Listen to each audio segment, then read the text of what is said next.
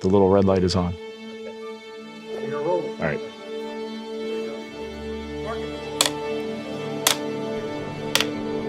Number one.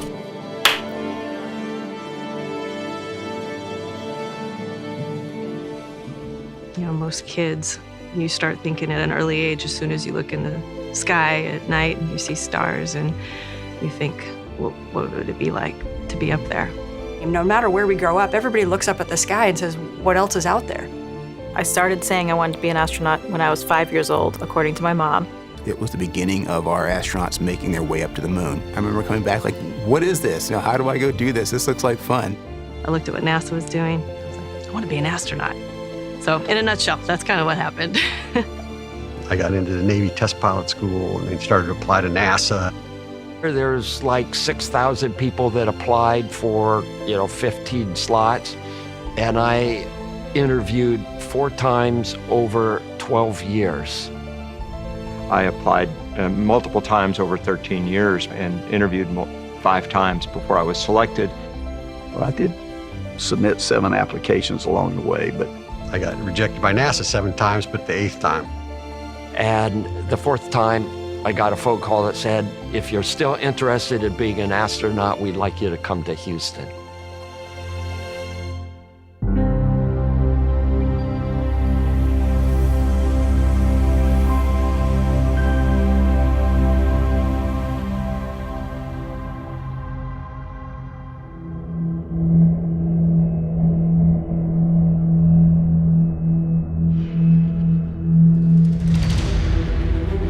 Finally, it's launch day. Launching to space, of course, was a momentous experience.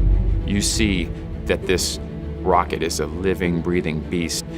The thing is alive, and it wants to go. It suddenly feels like it's real. First thing, you're strapped into the space shuttle on the launch pad, and I can say sitting in the rocket, getting ready for launch, you're anxious and you're excited. And waiting for countdown, focusing on doing your checklist, focusing on your procedure. At the moment of launch, you're quite prepared.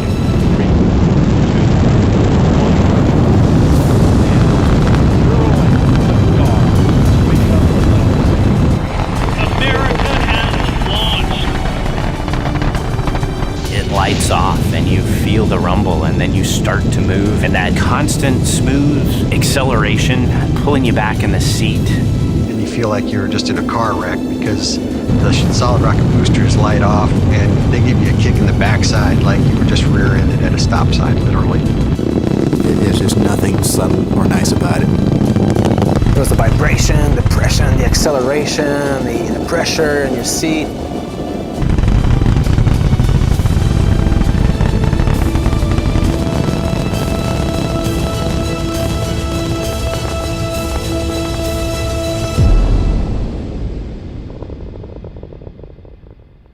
I distinctly remember the point when I stopped and thought, I did it. I'm here. My goal was to be an astronaut, and now I'm in space.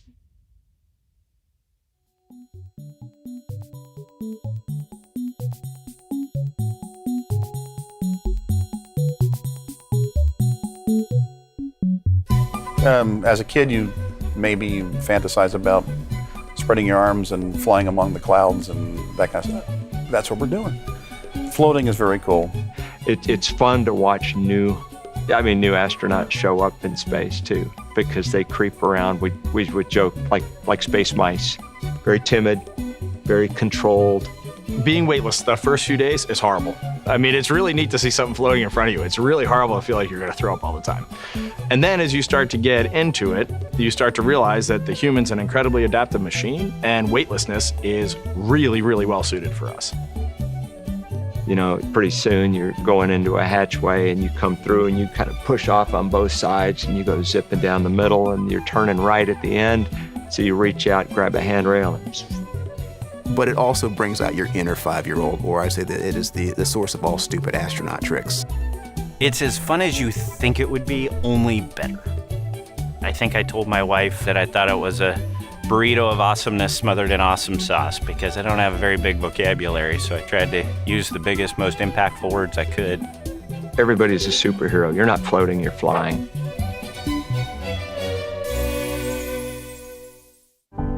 So the International Space Station being only 250 miles above Earth, we call it the kind of the proving ground for a lot of science. It is a national orbiting laboratory for the United States, and we do have hundreds of science experiments going on at any time. We're doing this amazing science up there. It is also absolutely the most wonderful observatory. And certainly for an Earth-facing observatory, the cupola module, this big bay window, that we have facing Earth, is the place to be. I got visited by 3 space shuttles. Several of the crew members never looked outside the cupola before. I would bring them one at a time to the cupola. Tell them to close their eyes, open up all the windows, the shutters on the windows, and then tell them to open up their eyes. Cerebrally, I knew that this was going to be a life-changing experience. I knew that the view was going to be amazing. And I will never forget that sight. The thin blue line of the atmosphere, the curve of the horizon, and that's when it became real. Really, at a gut level, I'm actually in space. We are on orbit. This is not a sim. This is my eyes looking through glass at Earth from space. It was almost overwhelming.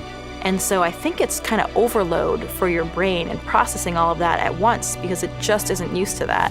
It's really hard to describe something like that because it's not just cerebral, it's emotional, it's kind of all-encompassing. My heart was racing, you couldn't wipe the smile off of my face. It was really amazing. I just was, feeling something as I was staring at this view of the whole thing, and it moved me to tears unknowingly. So. In that instant, when you're overwhelmed with that vista, when your eyes see nothing but the beauty of the Earth, every single crew member that I brought in there for that exposure cried. It is heart-stopping. It is soul-pounding. It is breathtaking.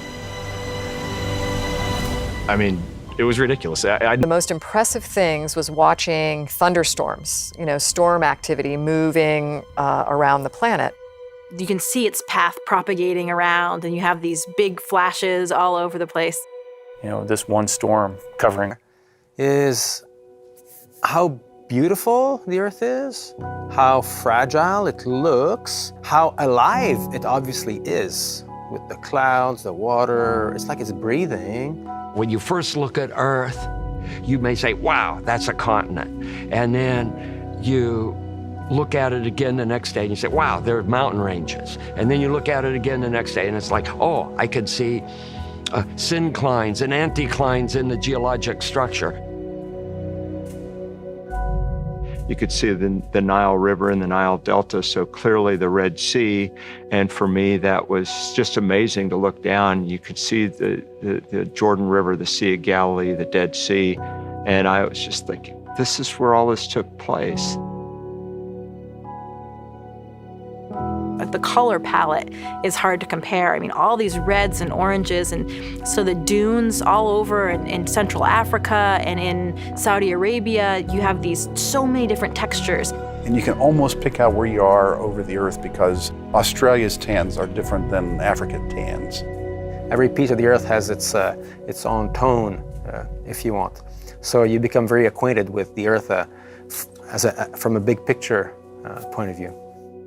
and you saw just the beauty of the landscape and the mountains and the deserts, and you start to think of how they were formed. You realize just how special the place we are is, and you feel that connection. So when you look at the Earth from that vantage point, I know others have said this, you don't see the borders. You don't see political borders, you hardly see geographical borders. We're so used to looking at maps or globes. In low Earth orbit, you don't see a globe. And from no distance do you see the different colors for countries so that it makes them easy to distinguish. I was looking for all the little pink and green countries when I was looking at where's Uganda? It's supposed to be pink on the atlas. You don't see those geopolitical boundaries, all of the man-made boundaries that we've imposed upon ourselves as humans. You don't see any of that from space. It's just you and your team, and you're trying to make an impact on us evolving into something more. You forget about the politics. You forget about daily life that plagues us here on the ground, that colors our perceptions because you're insulated from it.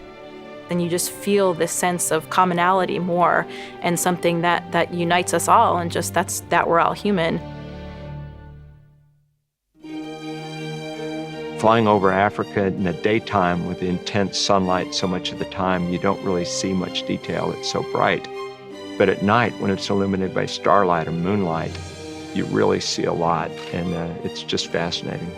And you don't quite see the same texture, but you see mankind's influence on the planet.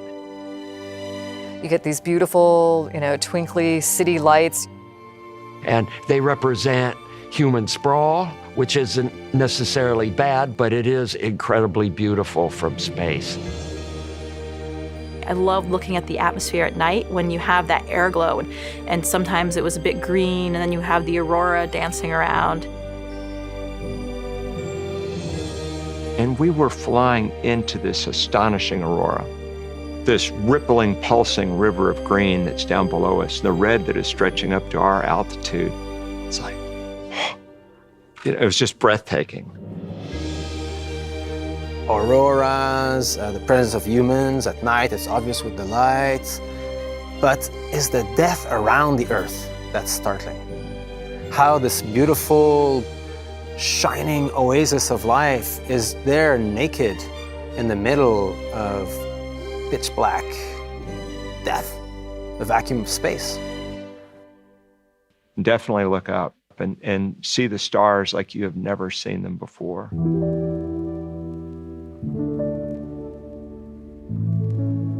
I mean, the Milky Way is just stunning. There's many things in the cosmos to gaze at it. For example, the Magellanic Clouds. Those show up really bright and vivid because you don't have atmospheric scattering. You can see Andromeda, the spiral galaxy of Andromeda.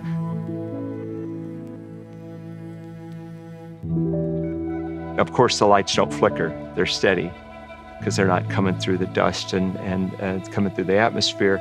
And then as you really adjust, you start to sense the very subtle colors that are in the stars. A little bit of reddish, a little bit of bluish, blue-white.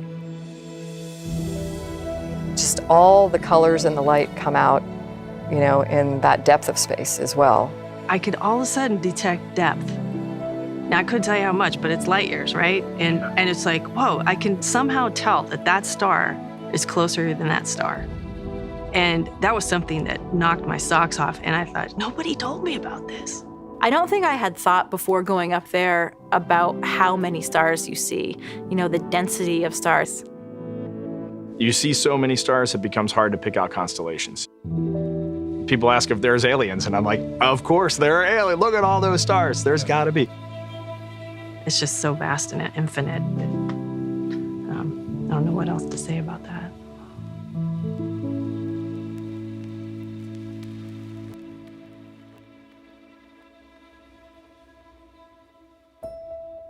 I remember using the 800 millimeter lens and just really zooming into places. And you still can't see people walking around or anything, but you see impacts of things. And you realize that a lot of times we have to pull way back. You have to pull way back and see the big picture of it. You realize just how small you are, because you at times struggle to find evidence of human activity down there. You can go over massive swaths of the Earth and not see a trace of any human impact. Or you can go over other swaths and you can see dramatic impact. Frequently in the summertime, there's a lot of fires in Africa. You see all of those plumes of smoke heading west across the Atlantic. You fly over South America and you see, widespread deforestation, and you know the impact that has. You can almost get a sense of the balance of, how nature is trying to balance all the inputs and the outputs and have a stable system. And you can see our effect on it. To me, it started to make me understand that everything is connected. What is happening in the ocean over here can affect what is happening on land over here. It's just all one being, thing, and it's all interconnected.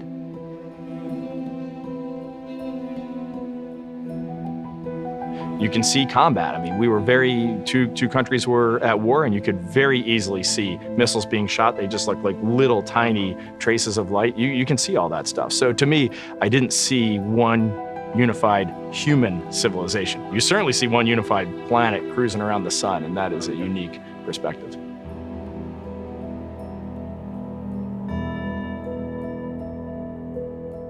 But during my time on space station, I had the chance to do a spacewalk, put on a spacesuit and go outside.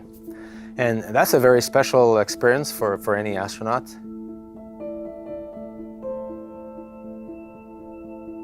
You're inside the space station or the shuttle, and now you put on a suit and go outside. It's like there is an elevation and risk when you do that, but it is a bit thrilling.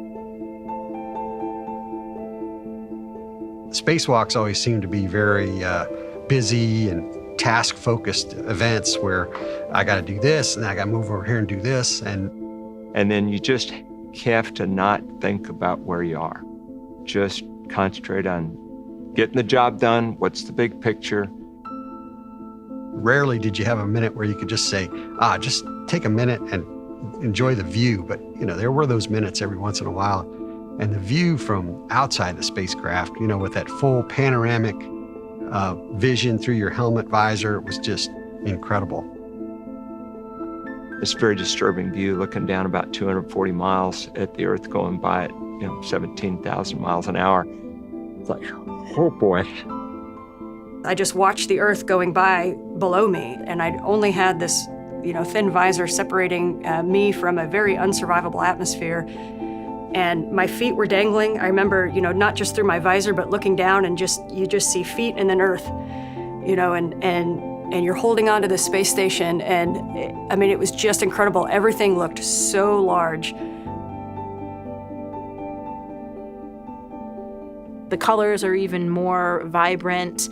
And I think also just mentally, psychologically realizing that, there's nothing between the vacuum of space except for this spacesuit and your visor. I remember thinking that coming out, like that the world would just open up around me. And the view for some reason seems bigger than what you have when you're looking through the windows of a spacecraft. It wasn't like Earth is over there. It wasn't small. It was like it took up your entire, visor and all as far as you could see, and just watching it come over Earth and just how large Earth was from our perspective. But oh my gosh, you see Earth and you see your glowing station around you, and you realize, okay, I gotta stop looking at this stuff because it becomes a distraction to the work that you're doing out there. So I always kid those astronauts that don't do the spacewalks. I said, the view from inside here through this flat window is pretty good, The view from outside is just amazing.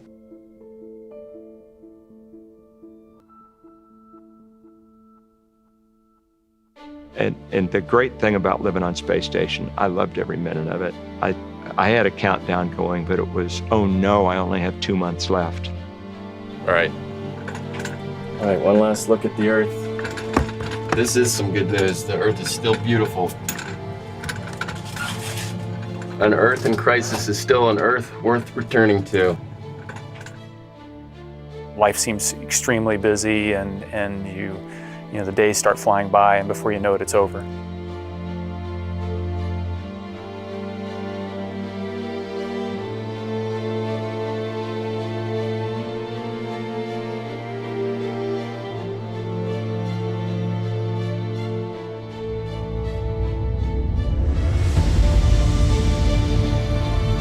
as it drew to a close, I think I was more feeling as though, did you do enough to capture this so that you can share it when you get home? And so that you can light those fires in people as you go around and talk about this and try to, you know, ignite the passion in kids just like I had ignited for me as a kid.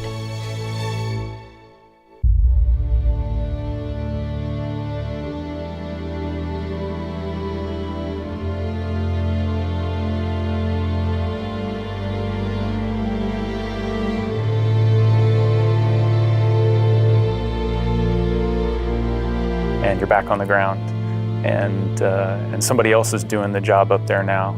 It makes you feel like, you know, this is a really big thing that we're a part of, and just, you know, I'm fortunate to play my part. It is the fact that going to space and seeing the Earth from that vantage point has a life-changing effect on most of us. It takes a lot of energy to describe what it's like up there, because there's so much of your emotion built into it. I think the best way to describe it is that your viewpoint changes, that you can look at the same thing, but it changes the lens through which you see it. And that acute concrete realization that we belong to Earth and not vice versa, it's kind of a mental shift to see that we just nowhere else we could go. I think if you're not a conservationist before you go to space, you're at least partly a conservationist when you come back, because when you see how thin that atmosphere is, that protective layer that we have here, you think, wow, we really have to take care of this because it does look so fragile from space. I think I felt that need to protect it even before leaving it, but it definitely does resonate even more loudly now, having seen it myself, and how stunning and beautiful it is. All of those unique ecosystems, everything's connected, the land masses and the ocean masses and the atmosphere, and we are all in it together. We are all down there. And so I think that's the most important thing that I would encourage people to think about, that perspective. I think you get a sense of preservation of I don't want this to go away, and I don't want to be the only one to see this. And there are so many people that need to see it, but only a handful will in this lifetime. You know, I remember coming back from all my missions with that sense that, you know, we're all connected, we're all people. And I thought about, why is it that we do have conflicts? What is it that separates us from one another? If you could get 7 billion people to go up there and look down for just even 30 seconds, you would change them, all of them, forever. They wouldn't all come back and be friends. They wouldn't all come back and tear down border walls and things like that. But you would change all of them, and you would change them all for the better, and they would have a different view of the planet. I think if people that can lift their eyes up and see the bigger picture, whether it's from orbit or even just understanding the different sides, maybe spending more time listening, you know, rather than shouting. And that's what I want people to find. I absolutely found that in the experience I had in space, in the simple facts of us living on a planet and all being Earthlings, and the only border that matters is that thin blue line.